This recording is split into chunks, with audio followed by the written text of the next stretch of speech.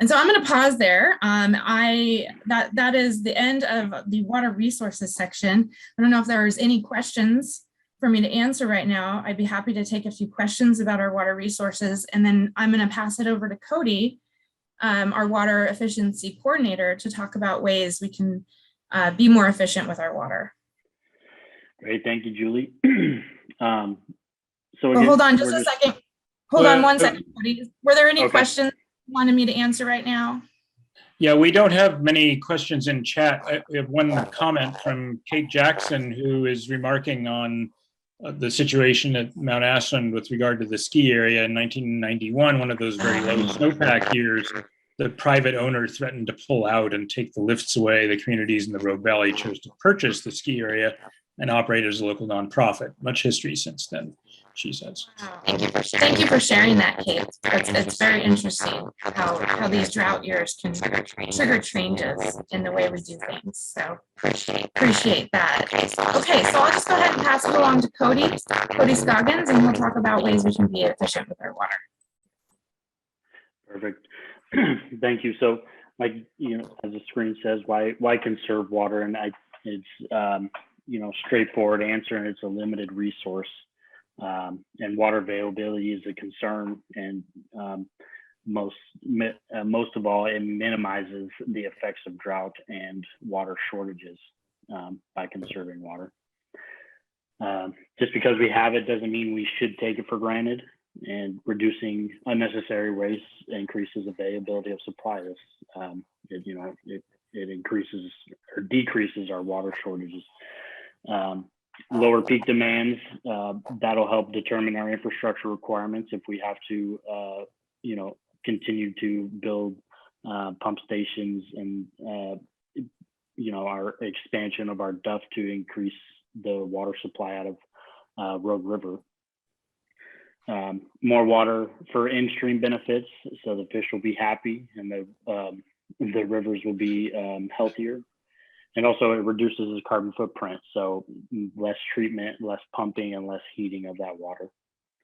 And lastly, it reduces your bill. Reduces your water use and lowers your water bill, which is good for everybody. Go ahead, next slide. So how do we use water? Straightforward here again, irrigation uses the most water around the home, and we see that typically usage increase in the summertime. Indoors is toilets. Toilets use a lot of water, and in the next slide we'll get into kind of how much water those toilets can actually use indoors. The type of water use we see typically is from a family of 4. Typically in the winter is 5,000 gallons, and then in the summer it bumps up to 25,000 gallons, and that's mainly because of the increase in irrigation for maintaining that healthy landscape. Many homes use more water due to leaks, inefficient irrigation systems, improper scheduling, and also older plumbing fixtures. Most of these are just kind of overlooked, and unfortunately, this is where most of our water is being lost or wasted. So here's a couple ways to measure water. Most importantly, you read your water meter and also look at your, understand your water bill. Another way is to install a flow meter.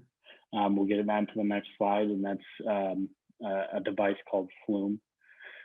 You can also check your flow rates on each of your plumbing fixtures. You see in the bottom left-hand corner. This is a low flow shower head, and a couple of places where it signifies that it's low flow is shown on that picture. And then you can also, do a flow rate on your own home based on the age of your fixtures. And then lastly, a water footprint calculator, and those are available online for use.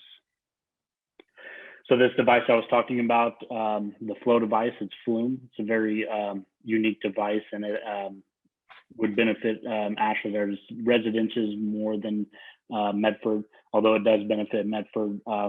We're just changing the what type of meters we have in our system, and the type of meters we are going with aren't compatible with this device, but the older meters are, and mostly Ashland has meters that are compatible. But what this does, it reads any usage going through your meter, and it's all available on your smartphone, which is really cool. Pretty simple hookup. It's two-step process. You put the device on the meter and you strap it next. It just straps onto it. There's no tools needed. Download the app, and then you hook up the device to your internet, and it uses Bluetooth, and it connects to your phone. You can see any water usage in your house. So if you have any more questions about that, there's a link below. It's just flumewater.com. They're very inexpensive. I think, a couple $100. I'm not 100% sure. But they are very helpful for residences who want to take a closer look at their meters. And lastly, up at the top right, you can see, what type of trigger the leak was detected, and how many gallons are being detected every minute. So feel free to check that out. So here's a quick table we can look at. As I was explaining earlier, the toilets are the biggest indoor users. So this table is just broken down into what type of plumbing fixture you have, how old those fixtures are, how much water use they have, and then the family size. So family of 1, 2, or 4.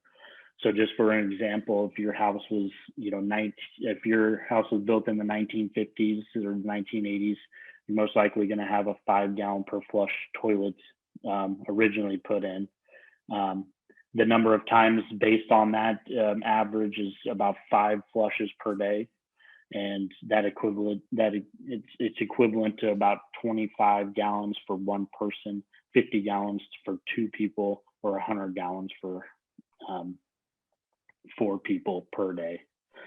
So this is a good way for you to take a look to see actually what type of fixtures you have in your house, depending on age, and look how much water you're using and how much water you could potentially save if you go with a new water sense or low flow shower head or aerator. So conservation and curtailment kind of get mixed up quite a bit, and what's the difference? One's it's all about proactive and reactive, and so conservation is a proactive, which is long term, and it's an efficiency strategy. So that's upgrading plumbing fixtures and planting drought tolerant or low water use plants. Curtailment is a reactive strategy, and it's a short-term response to a water shortage. So that's taking shorter showers or reducing landscape watering. So when the Alameda fires unfortunately came through Southern Oregon, we had to kind of do a short-term response and go into curtailment so that we had enough water to supply everybody in Southern Oregon, and also be able to fight the fires as much as we could.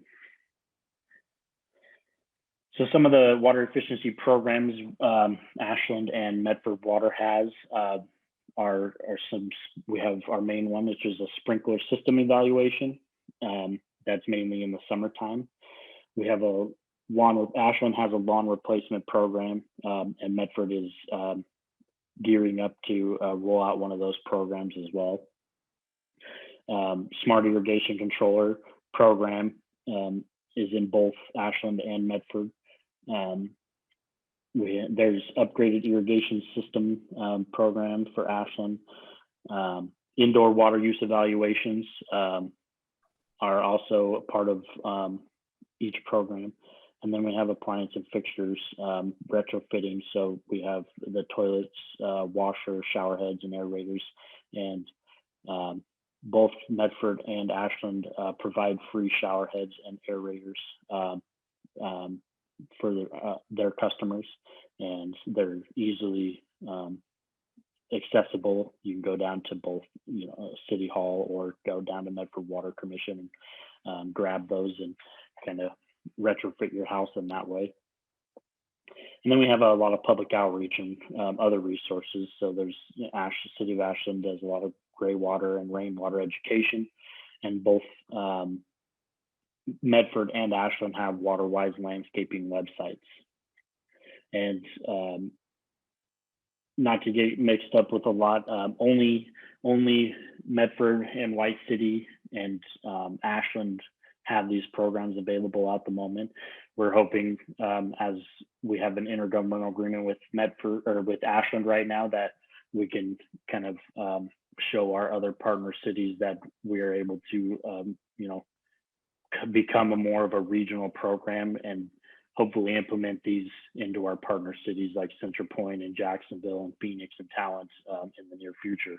But unfortunately, right now it's just Medford, White City, and Ashland.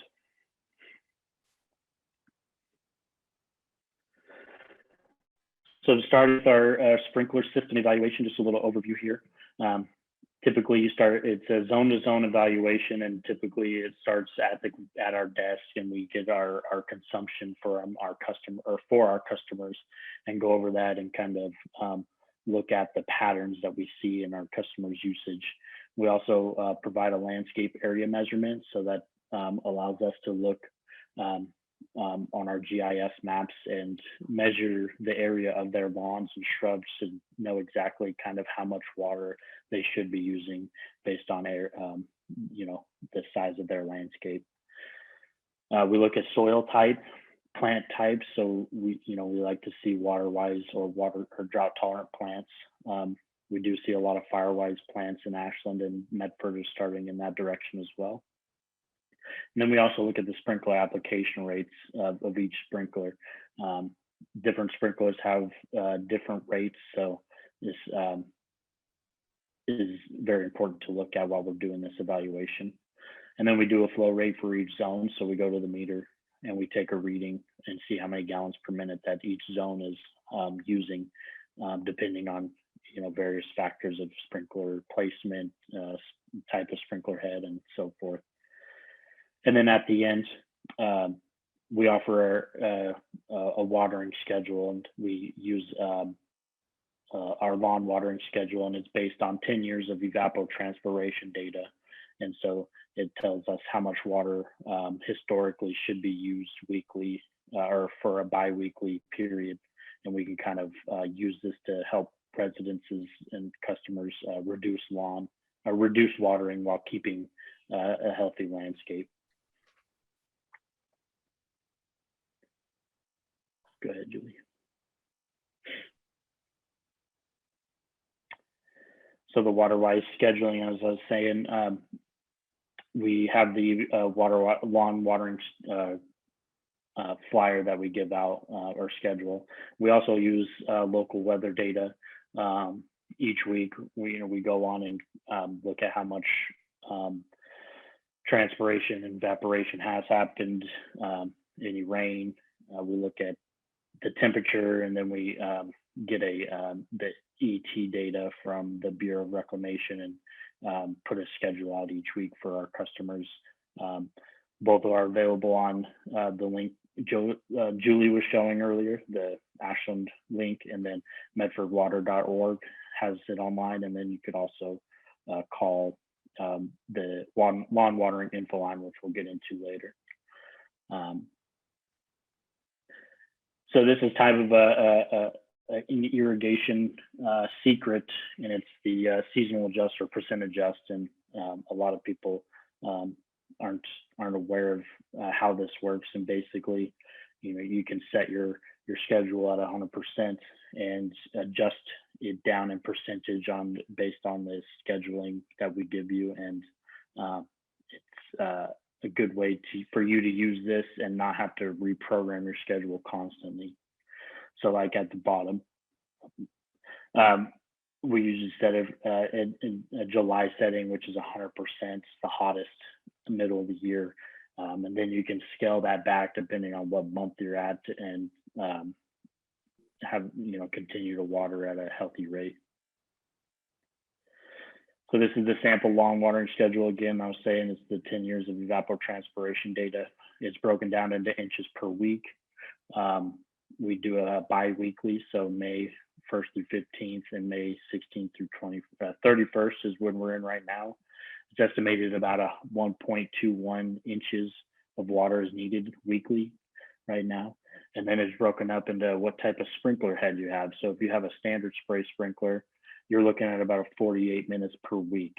And depending on, that's not how, depending on how many days you're watering, this could be broken down even further. So if you're watering 4 days a week, you're not watering that 48 minutes each time. You're dividing that 48 minutes into how many weeks or how many days you're watering in that week. So this is a cool little graph here is when we offer these and create schedules for our customers, we see a very big difference in water reduction. So you can see the lighter blue line is before an evaluation. You could get up to 70,000 gallons depending on what they're doing. And then after we set their schedule for them, we are getting them down to a more manageable amount that can be used for irrigation while, keeping everything healthy. Again, this is another graph. This is showing water-wise plants and the water needs of lawn watering needs in summer. So as obviously lawn needs a lot more water than drought-tolerant plants. So you're seeing that huge difference there in if you plant, take out your lawn, or if you're the new development, replacing your lawn with these drought tolerant plants, you're going to use significantly less water than you would than having a lawn. Not to say lawn is bad, there's a lawn with a purpose. And then the lawn replacement and smart controller program. On the left-hand side is our lawn replacement program. So you see just a typical lawn, it's on a sloped hill. So, a lot of that water was probably being, it was probably feeding the concrete more than the lawn itself. But after they did the lawn replacement program, you can see that, healthy landscape with the drought tolerant plants there. And it, it looks beautiful, and it increased, the beauty of the house. And then on the right-hand side, it's our smart controller rebate program, and it's simple. You take the old controllers that were installed originally on the house and replace them with a smart controller, so it's adaptable, work with your phone. The rebate is dependent on how many programs is available on each controller, and it can be up to $250 back, which is pretty cool. Here is the two Waterwise gardening websites I was telling you about. Ashland's on the left-hand side and Medford's on the right.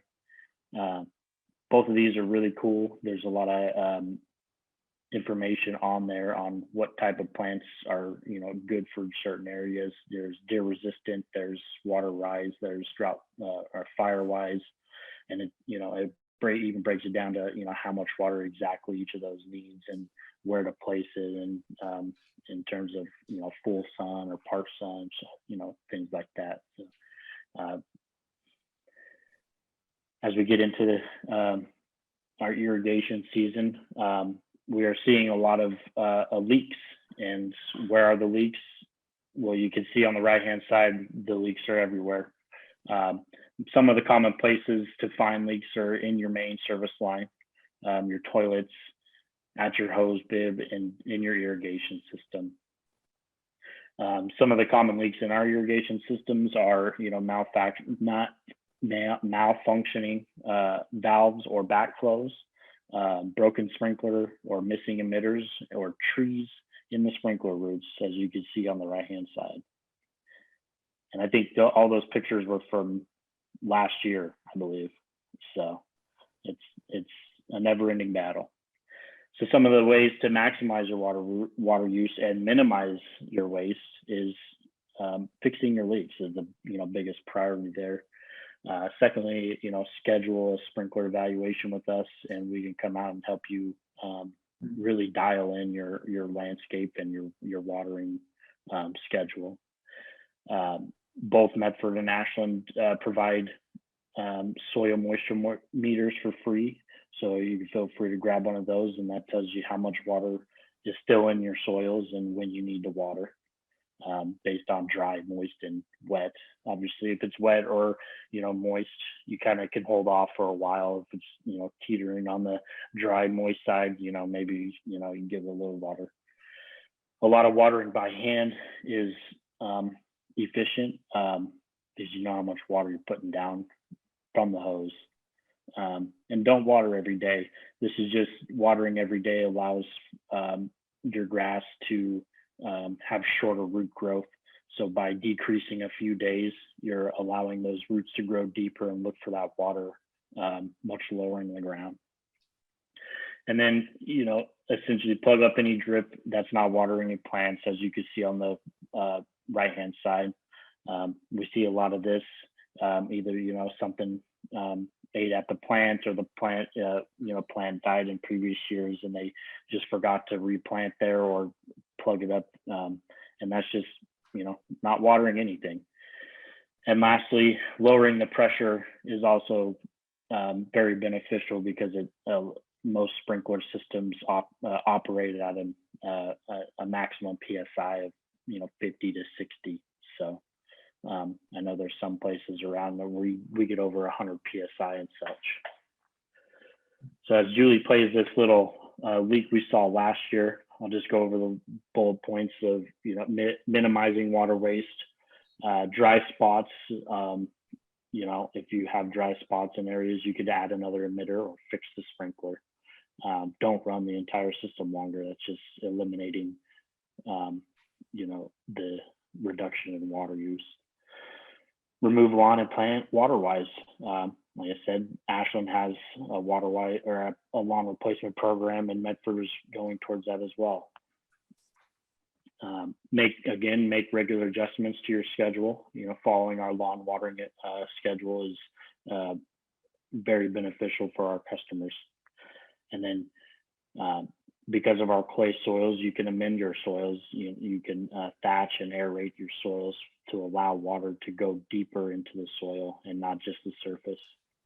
And mulch with ground cover or compost, that helps water be stored in the mulch and keep the plants or landscape cooler during the day. And then catch excess water in buckets. And we'll get into that in the next slide.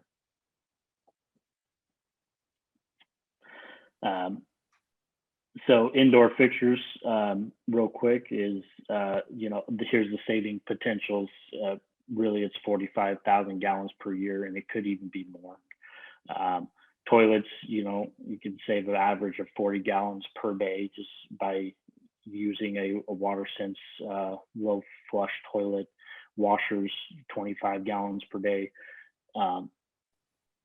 Getting better shower heads and aerators, you can, both of those can save up to 30 gallons per day. And ultimately, that number again is 45,000 gallons per year.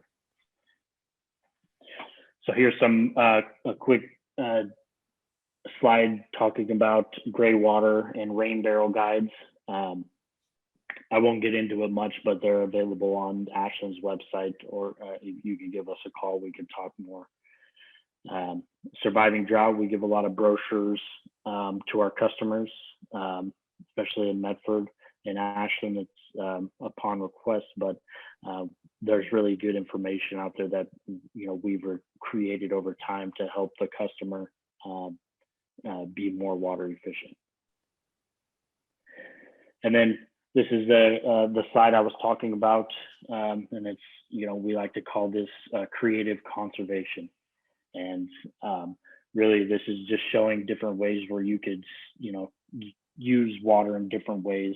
The best picture, I think, is on the right hand side, where those baskets always drop water while you're watering, so they put buckets underneath and are able to use that to, water your trees extra, or areas of your landscape that you think, might need a little bit more water, instead of just increasing, your watering schedule. These are some ways that you could have extra water for your landscape.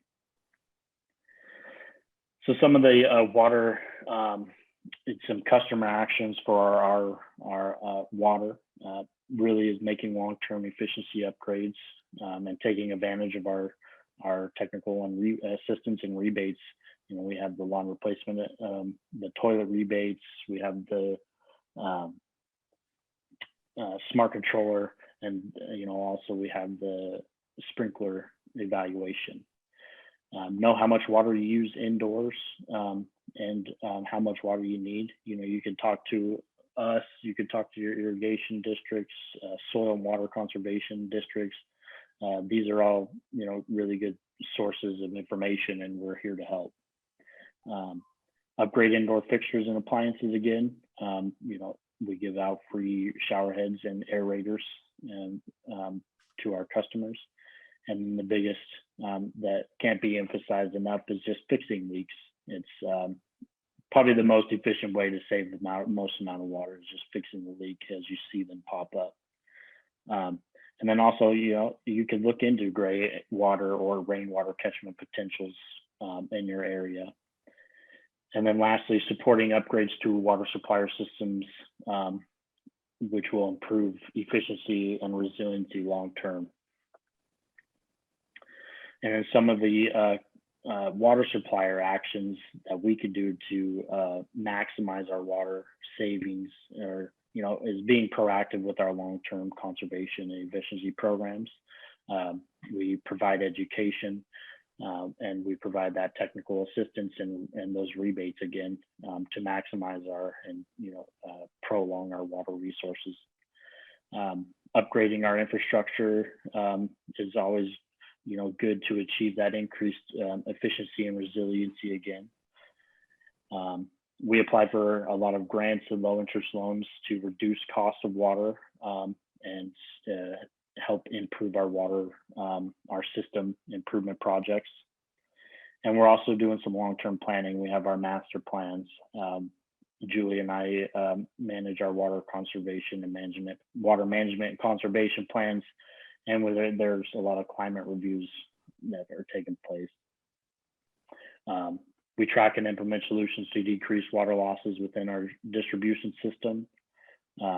And we also partner and collaborate with local agencies and communities to promote the efficient use of water. Like I was saying earlier, we have this intergovernmental agreement with Ashland where we help continue to run their conservation program. And it's our hope in the future that, we can sort of become a regional program and be able to start going to our partner cities and helping them with their conservation programs, or starting a conservation program. So as we start to dive down here in our presentation, here's some just some resources that we provided, and I'm assuming this presentation will be available on SOCAN's website and the Jefferson Center website. And then if you need, any more information from Medford, you can, go to our website, visit our our Water Wise landscaping website. And then there's the info line number that can tell you how much water you should be using weekly. There's some links for Ashland. Like I said, they have all their information on their website. And if you just have any further questions, Julie and I's information is there as well. I think that's it, and that really appreciate you coming out on a Sunday afternoon and listening to what Julie and I had to say. Thank you. Thank you, everyone. Thank you for sticking around. I know that lasted a little longer than we expected, but it's a lot of information that we wanted to share.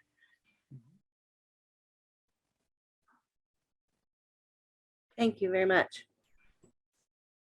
We do have some questions in the chat. I see what Julie did and gave me the area that I have the most questions.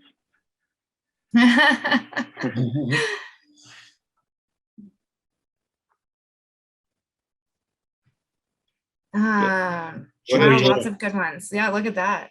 yeah. Would you like me to read those, or would you like to go through them yourselves, Julie and Cody? Yeah, going through, I can go through that. Okay. To Christopher Hall's question, what's the gallon capacity of the irrigation reservoirs compared to the capacity of the drinking water reservoirs? That's a great question, and I don't have that off the top of my head.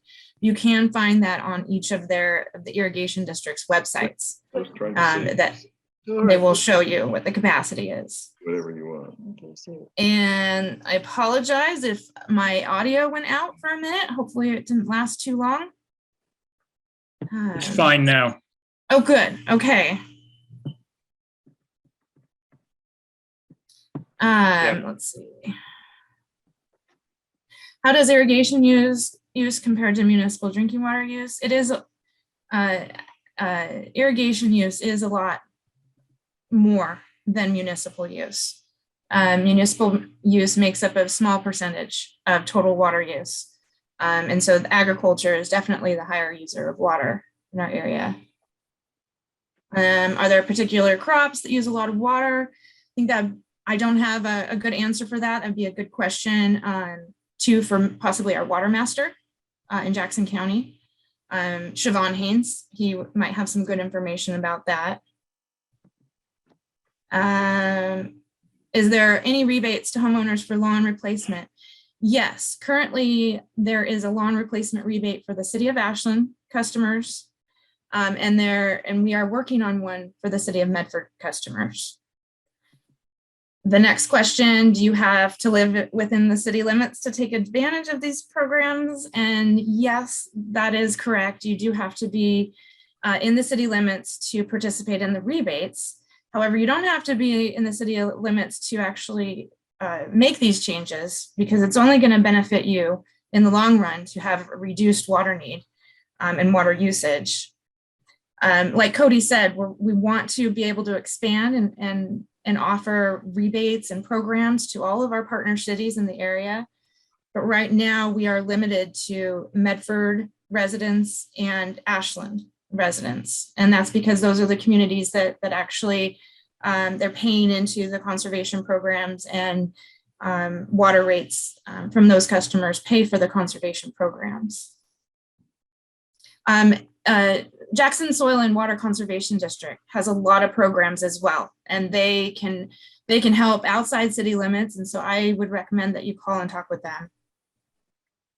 And just real quick too, I wanted to, emphasize that feel free to give us a call, because we're here to help. And even though some of these programs aren't available to you, we can point you in the direction to help you, find the best resources or available resources to, take a lawn, replace your lawn and go water wise or fire wise plants. And also, like if you're stuck on which type of sprinkler controller, we're very knowledgeable in those areas as well. So yeah, we may not be able to. Yeah, sorry, Cody. We may not be able to offer a rebate, but we're certainly happy to help provide you with any resources or have a conversation with you anytime. That's a nice big question about what are your projections for the next 5-10 years of water availability. I wish I had a crystal ball to look into. This would be a longer conversation to have, and I don't have a simple answer for that. So something that we are looking at as we put together our water master plans, and specifically Medford Water Commission is working on towards that currently. Is water pricing based on water use? It is. You do have a base charge typically for municipal water. You have a base charge, so that just covers the cost of the infrastructure, the meter, the pipe from the street to your meter, and then you get charged by your consumption. So on top of the base rate, then you have consumption charges. Should we expect to let our lawns go brown this summer? Potentially. There are ways, and we were talking about, there are ways to water that can help. as far as you can reduce the water use, but it's a lot about how you apply the water and the type of soil you have. So there's a lot of variables that can go into it. And so again, that's a longer conversation, but we're not suggesting that everyone stop watering, just reduce the watering. It's hard, lawns will come back, but they might not look quite as nice as they did before. But yes, you may see lawns going brown this summer. What is the average household water use per day in April? Good question. It's going to depend on whether we have to do any irrigation or not. This month, I would say it's closer to that indoor usage, which is around 5,000 gallons per month. And that would be for even a family of 4, between 5,000 and 7,000. Any programs to help subsidizing installing gray water systems? Not currently, but we have a lot of resources, a lot of information, and be happy to talk to you about how to go about navigating that process. I like Tony's question, Tony Davis, about how would a resident or other cities go about getting their cities to join into these programs. And it's simple, just calling your local municipality or city hall and just letting them know that, hey, there's these good rebate programs and conservation programs and our other in Medford and Ashland. How come we're not? And we are tracking that as well about how many people phone calls we get, so that we have that data to show to our other partner cities of to show them like, here's all these other people that are wanting these programs, and let's get it going. And there's always, there may be something that one of these partner cities is doing that we're not yet aware of. So it never hurts to give the city a call wherever you're living. If you're living in the city of Talent, Phoenix, Jacksonville, call your city and find out what's going on. It looks like one more question about water quality. Medford does have water quality reports. If you want to get your water tested, there's Nielsen Laboratories in Medford. Well water testing, I believe Jackson County drinking water program has a program for testing, and they will often put on events where they will test your water for you. And I would also reach out to soil and water conservation districts. I'm talking about water in Jacksonville provided by. Oh, you went on mute, Richard. Sorry.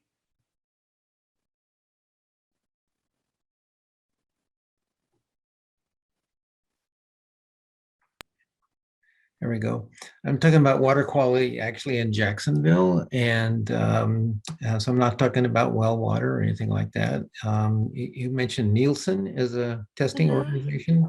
Yeah, but Jacksonville is supplied with water that's treated by the Medford Water Commission. But if you want to do your own testing, Nielsen is where that can be done. Yeah. I've got some real issues with actually, it looks like algae, black algae.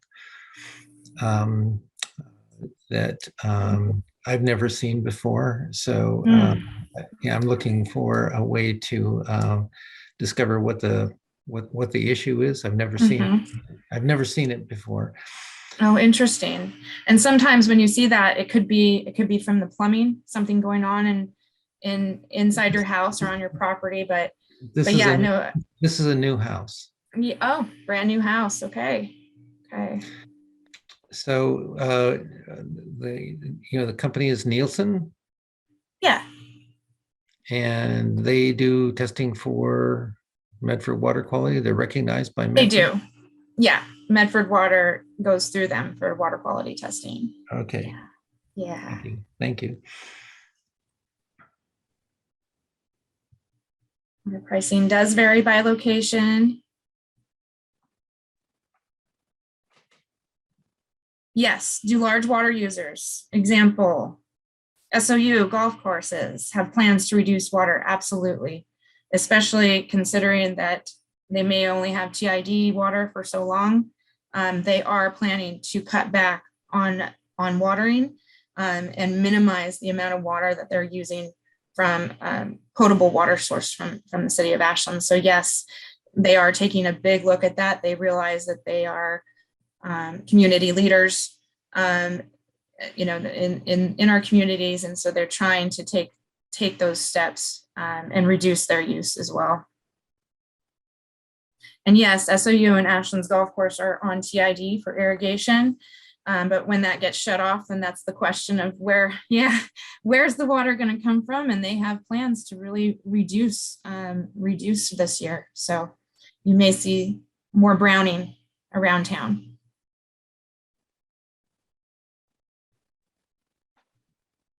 They do some drinking water, but they realize that they can't do that given the situation. So they want to step up and help and make sure that we have enough to get through the summer.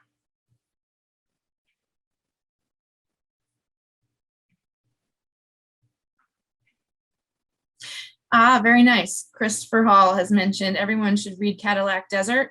I agree. It's a great book, all about water resources. Definitely a good read.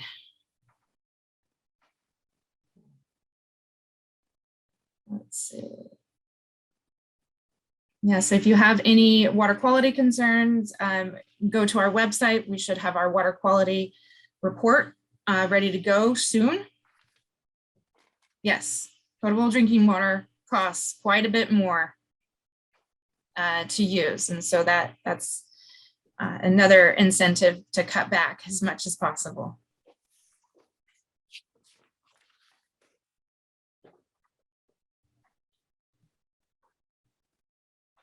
Okay. Anybody else? Anyone have any more questions? I hope I got to all of them. And if I didn't, please feel free to reach out to me or Cody at our emails that we gave. I think I'll hand it back over to Joe. Well, I'd like to thank Julie and Cody for giving us a whole lot of information to help us understand our water situation better and some of the things that we can do to leave now, improve the situation or at least last longer with the situation we have. And I'd like to thank everyone for being here and being an excellent audience and coming up with a whole lot of really great questions. And we hope to see you, at least in the Jefferson Center, we hope to see you on June 12th for John Kletzel's presentation on GMOs. So I'm going to stop the recording now. And again, thanks again, Julie and Cody. No problem. I've put the Jefferson Center's web address in the chat. And so if you're interested in upcoming events, please check out the website.